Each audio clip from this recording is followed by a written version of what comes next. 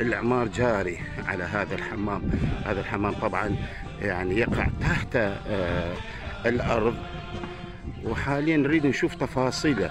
الإعمار وين وصل، ما وين وصل، راح يكونوا معنا، كونوا معنا إن شاء الله.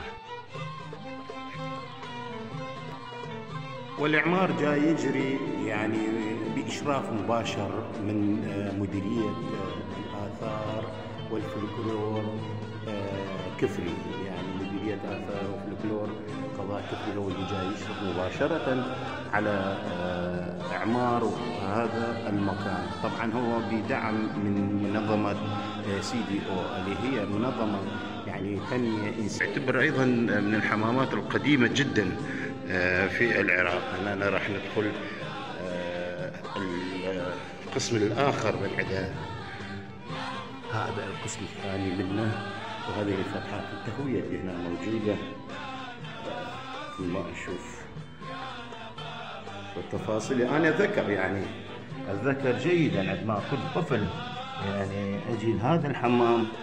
شوف هذا القسم الثاني، شوف شوف شوف شوف شوف, شوف ما شاء الله ما شاء الله ما شاء الله، بسم الله ما شاء الله تبارك الرحمن. شوف هذا الجمال المعماري الرهيب، بسم الله ما شاء الله. هذين الخانات اللي كانوا يزحمون بها يعني شوف شوف شوف شوف شوف شوف الأرض يعني النقش، شوف طريقة البناء الجميل بها. هذه هنا للسقف.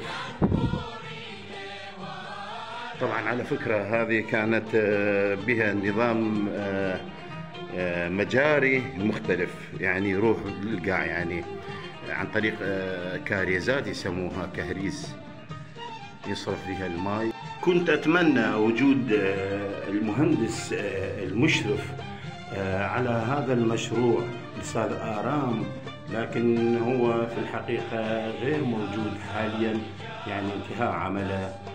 وطبعا أكيد من أخلاقيات الإعلام أو أصحاب البيج أو الإعلامي أنه يترخص من المشرفين في نقل أي شيء، وأنا بالتأكيد يعني اتصلت بالأستاذ آرام وأعطاني الإذن بالتصوير، والرجل كان فرح وسعيد جدا. أحبة الكرام، أتمنى أني أكون نقلت لكم يعني ولو جزء بسيط يعني أو صورة بسيطة عن هذا الحمام الجميل اللي هو راح يكون بكل تأكيد إضافة كلش كبيرة لحركة السياحة إلى قضاء كفري.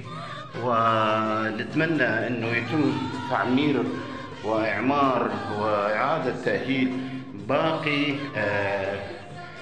الأبنية التراثية والتاريخية في قضاء كفري. قضاء كفري معلومة أن هي من الأقضية يعني القديمة جدا، وبها كثير من الأماكن. يعني احنا فرحين جدا عندما نرى الزائرين يزورون سراي كفري، المتحف، متحف الشار اللي هو بناية البريد القديم، منزل أو بيت حسن أفندي.